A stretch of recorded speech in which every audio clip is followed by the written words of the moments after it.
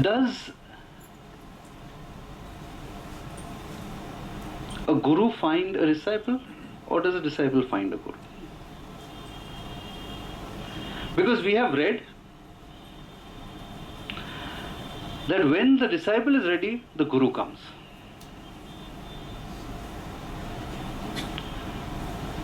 So how do I know you are my guru? You never chose me.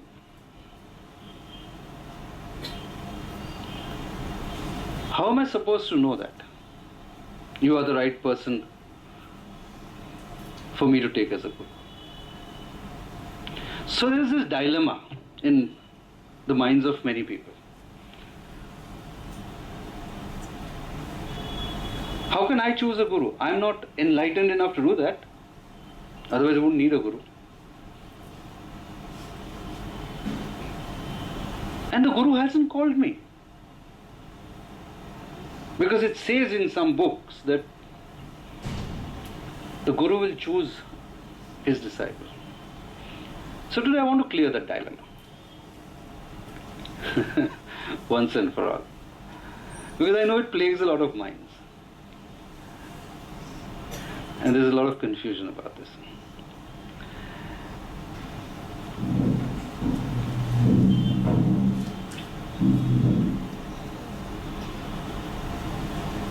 Your first stage, or the first step in the spiritual world, or on the spiritual path, I would say, is basically gathering information from books, reading books, maybe seeing something on YouTube, hearing lectures, pravachans, some exposure. So you read a lot of books.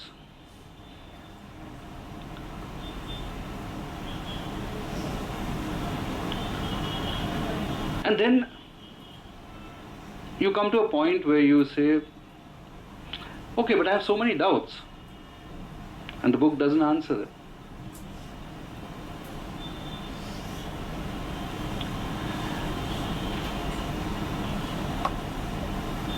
So you want somebody to guide you. You want some human interaction in this respect. And that is how it should be.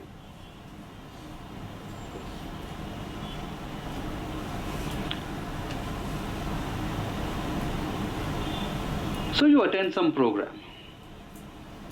You find out, okay, so and so guru is there, so and so saint is there, so and so sage is there.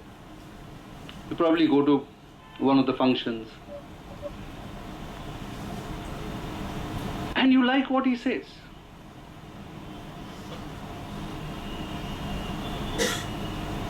You're impressed. Some questions are answered in your mind, maybe not personally, but in your mind some questions are answered. You say, I like this. I like this person. And I like what he says, or she says, whatever it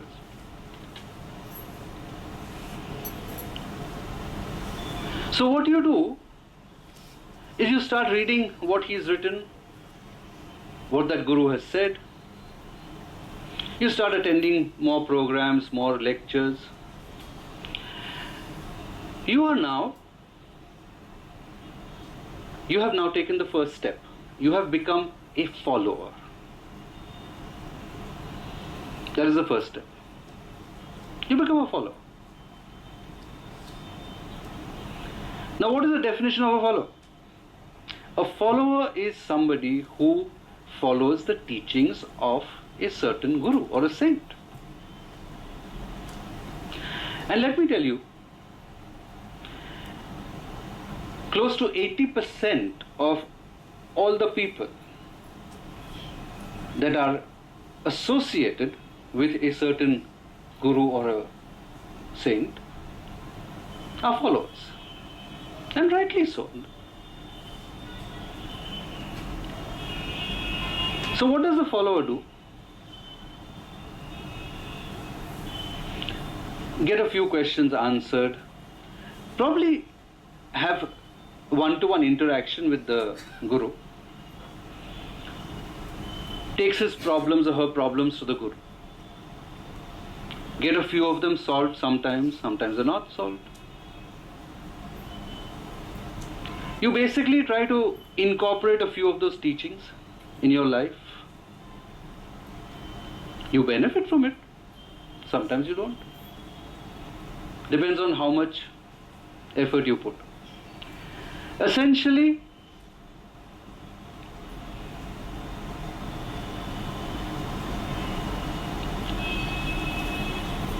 you put a little faith, a little trust in that Guru. Not 100%. No. That's too much. A little bit. And you get a little benefit from that. But you also like to try out other things. And it's like a buffet in a 5-star hotel. There are so many dishes. Okay, you like the main dish, that main chicken dish or the main paneer dish that you like, but then you want to taste all the others also, right? So that way,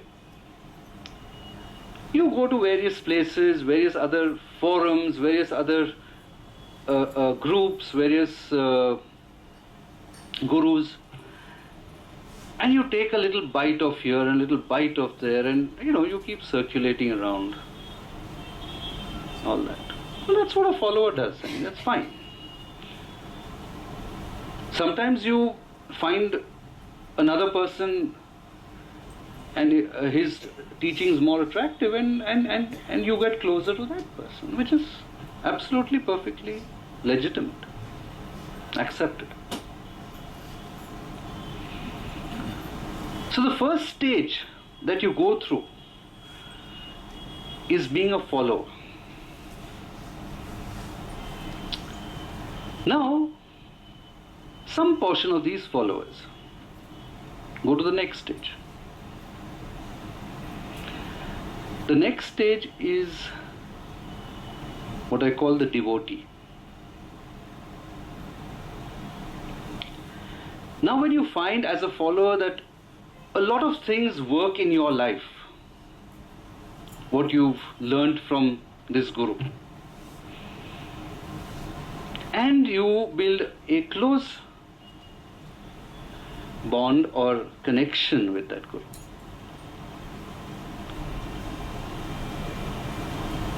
there is a kind of a link, a heart-to-heart link. And you go to the next category as a devotee.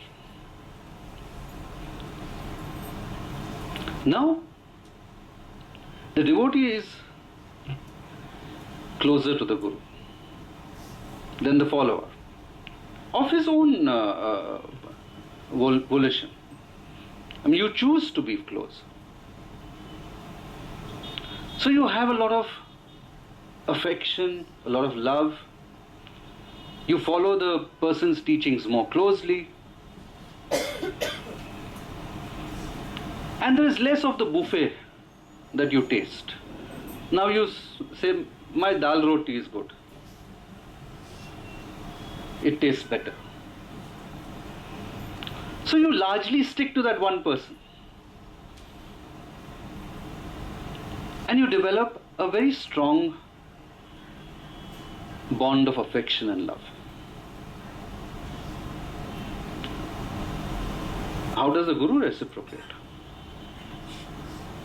With a whole lot of love, whole lot of affection. Yes, devotees are very precious to the Guru.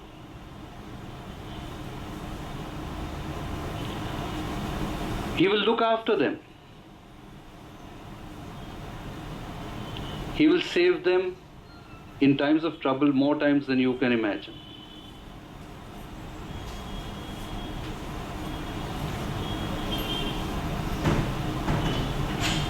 That's being as close as you can with that personality.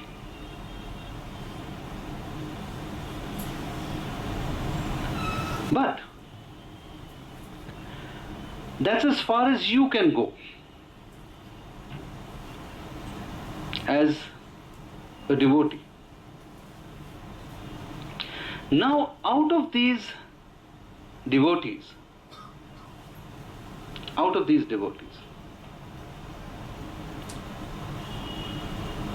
the Guru will choose some people as disciples. Why? Because now he wants to give something. So far it was what you wanted, and as a devotee you got it.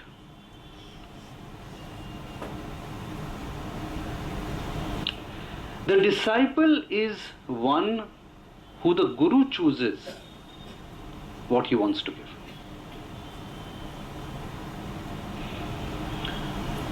So from that small section of devotees, a small population of devotees, maybe 1%, maybe, become disciples. But that you can't become. The Guru makes you a disciple. You know, the biggest, most powerful Gurus have the fewest disciples. Because Gurus are very kanjus. They are miserly. Not where money is concerned. No, they'll give you all the money you want. Where their knowledge is concerned. Where their secrets are concerned. Where the power is concerned. That is not given freely.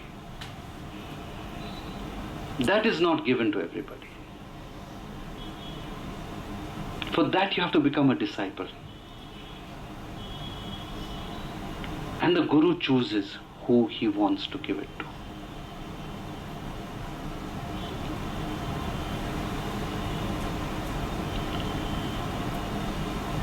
Sometimes there are as few as 5 or 6 disciples.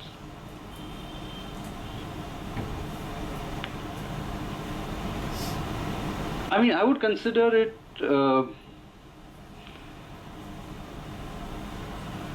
an absolute miracle if, say, in my entire life I had more than 24 disciples.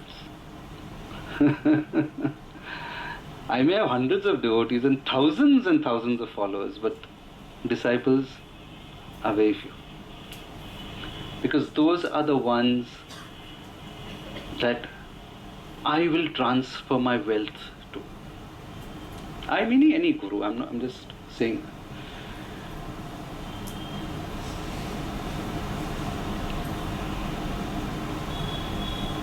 Because when you become a disciple, when the Guru chooses, obviously he has something in mind.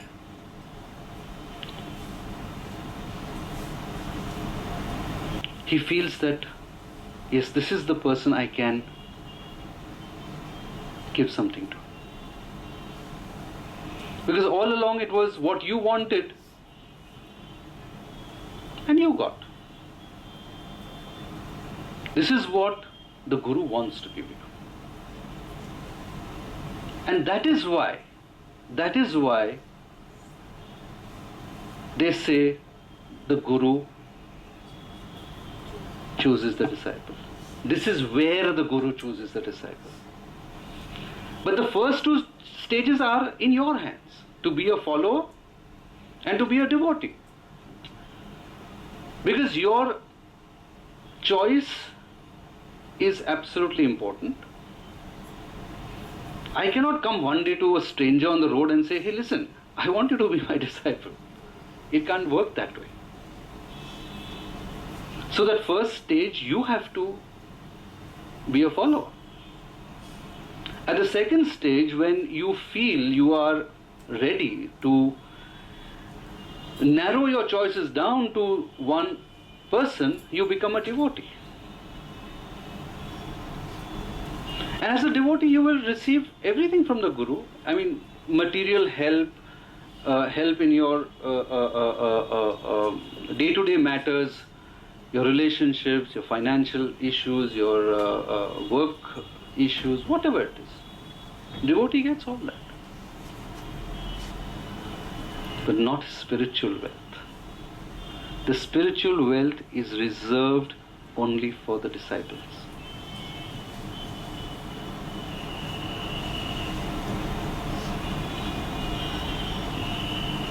Now, what do you think will make a guru choose a disciple?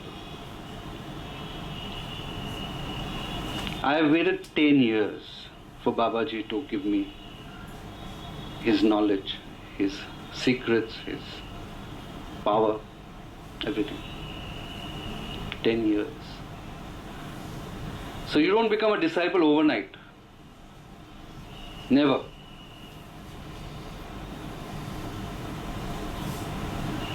What does it take? What is it that a guru looks for? You think you can buy it? Not all the money in the world can buy that. Because any guru worth his salt has far transcended attachment to money. If you can buy it, he probably doesn't have anything worth giving.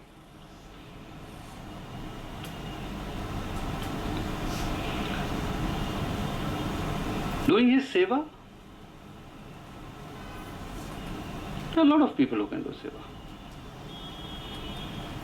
A lot of people who will come and cook his food, wash his dishes, clean the house. Even a maid can do that, but that is not something that can earn you blessings, yeah. Maybe grace sometimes.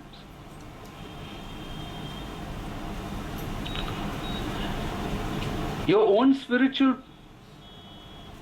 practices and, I would say, your inner growth, it's fine.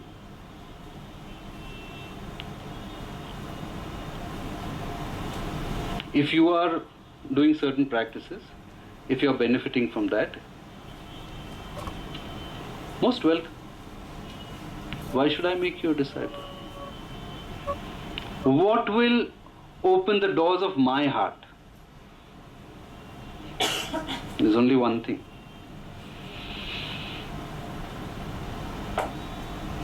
And it takes a long time. And it is tested over and over again before the Guru opens that door. Singular personal loyalty. Loyalty, not surrender. Loyalty, very, very important. Singular personal loyalty. Now, what would that mean?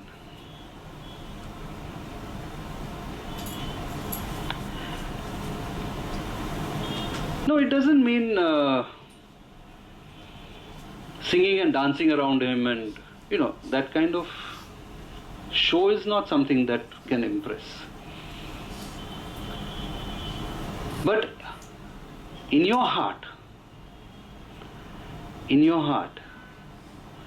when you accept that Guru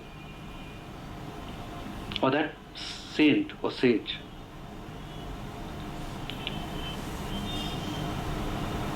as a representative of the Creator, but for whom you have no illusions and no doubt, there is no second to that, no substitute to that. When that person, that Guru holds that place in your heart, that is irreplaceable. Nobody else can occupy that place.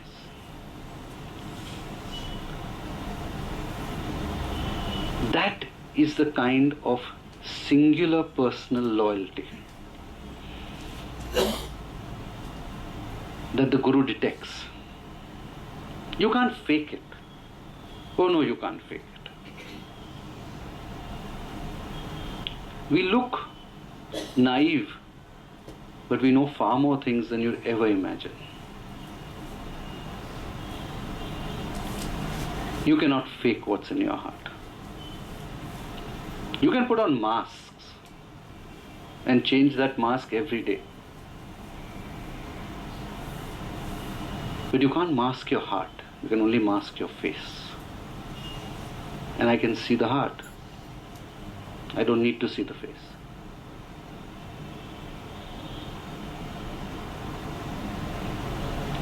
So when that Guru detects that singular personal loyalty,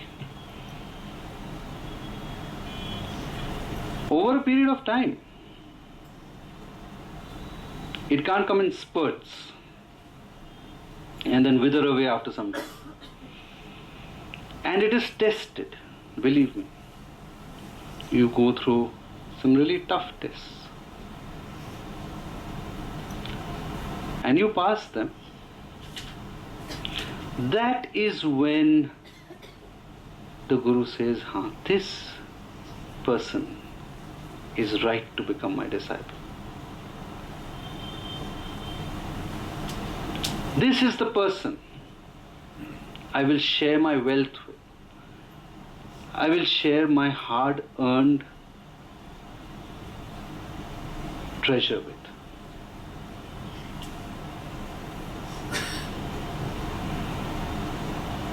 Because there is so much a Guru can give you.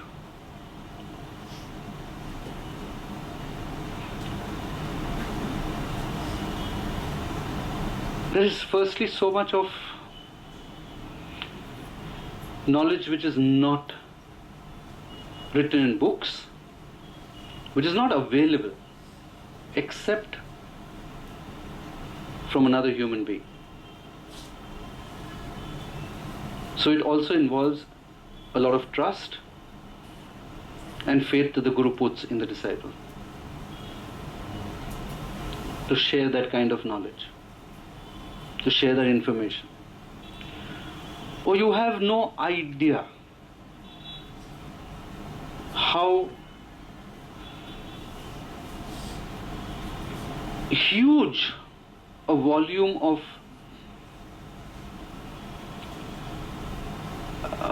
you can say knowledge is lying undiscovered. You know, we are so caught up in our 9-to-5 life, our bread and butter life, our relationship issues. We have no clue.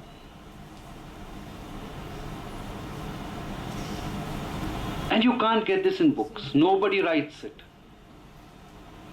Nobody can write it. Those who have it will never write it.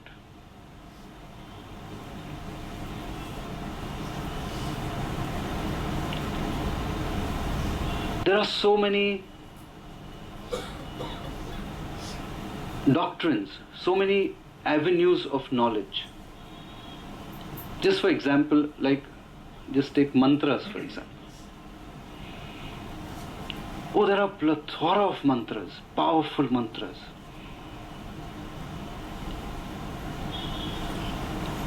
No book will tell you. No book knows them. Nobody writes them. They are given Guru to disciple. Even if you read those mantras, and suppose I have written on a slip of paper and you read it, you think it's going to work? No. No, it won't. You know why? Because there is a secret formula to make it work. Every mantra has a secret formula. You have to know that formula.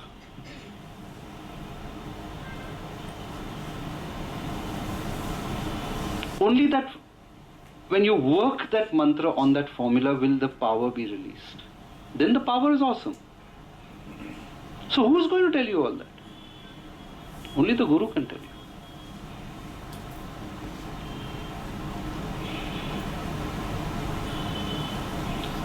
And those who think that you can progress on this path without a guru, I think there's a whole school of people, whole school of thought that thinks gurus are unnecessary. You don't need to. You can progress on your own. And so there's so many books, there's so many CDs, we'll search our way out.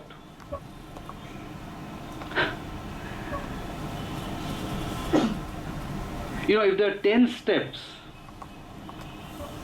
to God, on your own you can't go more than 3 steps. Believe me, not more than 3 steps. And that's where you'll hit a wall. Who is going to tell you anything? If you don't have a person to guide you, you are clueless. You are clueless. It is, I'll tell you, literally, a perfect example would be,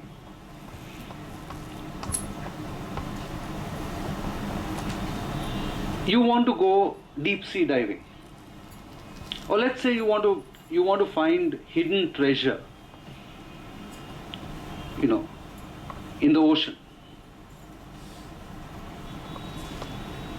Say some ship has sunk with a lot of gold, and you say, I want to find it. Now this is in the middle of the Pacific Ocean, and what you do is you go there in a small boat, wear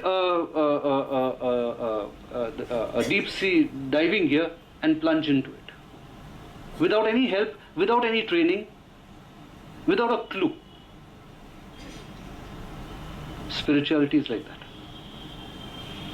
Without a guru, you are just going into a deep ocean, diving in without having a clue what the hell is happening.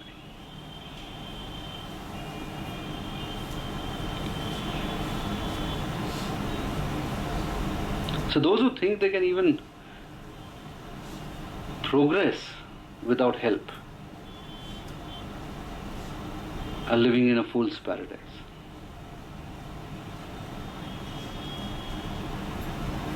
You may think you're enlightened. Many people think that. You read 20 books and everyone thinks they're enlightened. And their enlightenment falls off like banana peel the moment there is one big crisis in life. The first crisis and all that enlightenment.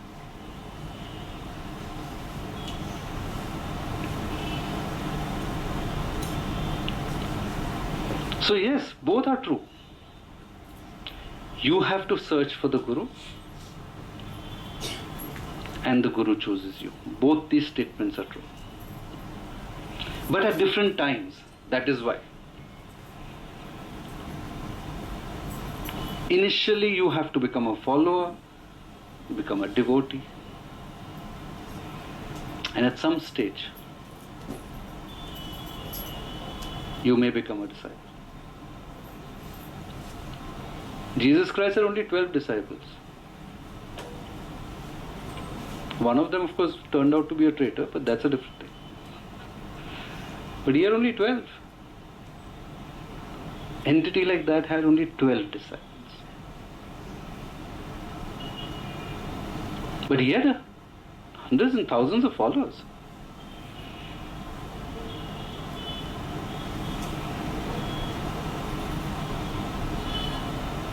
So it is the disciple who gets everything. And yes, at a certain stage in life,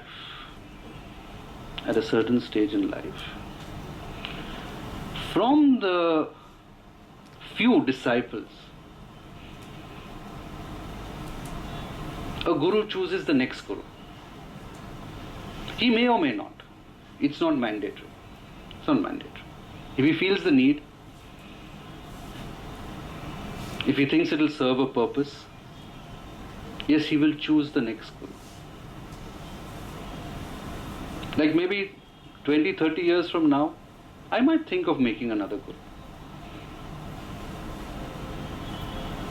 If not, let my lineage end with me. From Babaji to me. That's it, finished. But if I do find somebody who's fit, who's deserving, I might make that person a guru. But first that person will have to be a disciple. But that is a one-off thing. I may or may not do that.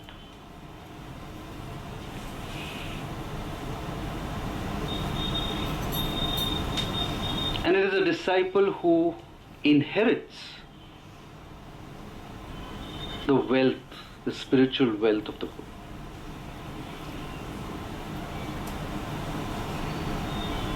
Because when you become a disciple, you have no idea what privileges that entails. You have no idea. It's virtually like this. A guru can turn the disciple's life 180 degrees.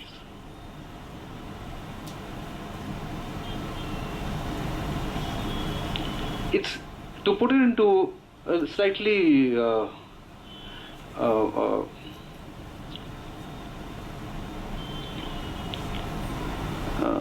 simple terms, you go from hero to zero. Zero to hero, sorry. Sorry. You go from zero to hero in a very short period of time. Very short period of time. Because not only do you have the secrets, not only do you have the way, the means to go forward, but the Guru literally lifts you up. You have to hold his hand, and once you hold his hand, you are on the fast track.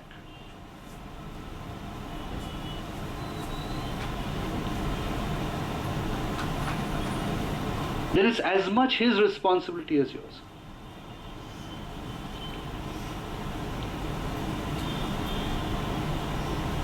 So it's going through an expressway rather than going through a crowded street.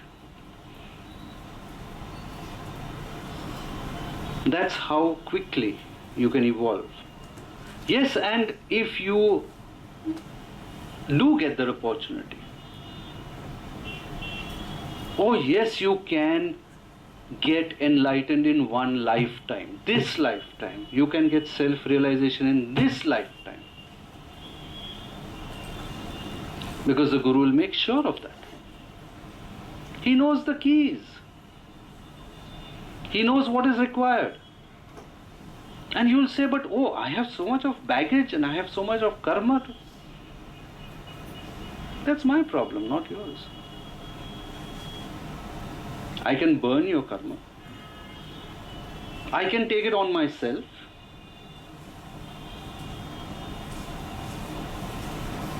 I can make you go through it in a very short period of time. There is nothing the Guru can't do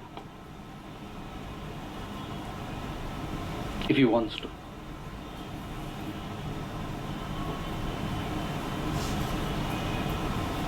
So one lifetime is more than enough. Provided you have come to that level to be a disciple, or come to that stage where you can be a disciple.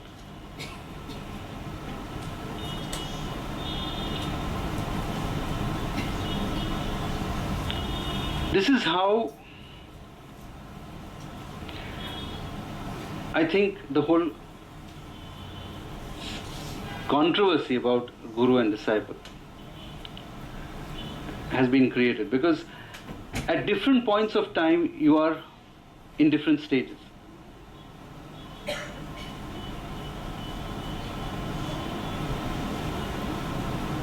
And it is, you have to pass through all the three stages to come to that.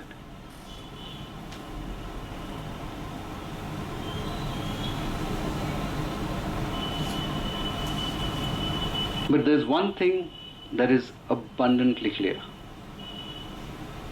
This is not a field you can tackle on your own. You have to have help. You have to have guidance. There are no books which will give you enlightenment. There is no other way. Yes, you have to work for it. Effort has to be there. But that effort can be simplified, and it can be productive if you have somebody telling you exactly what to do. And I'm telling you all this from experience, not from a book. This is my experience.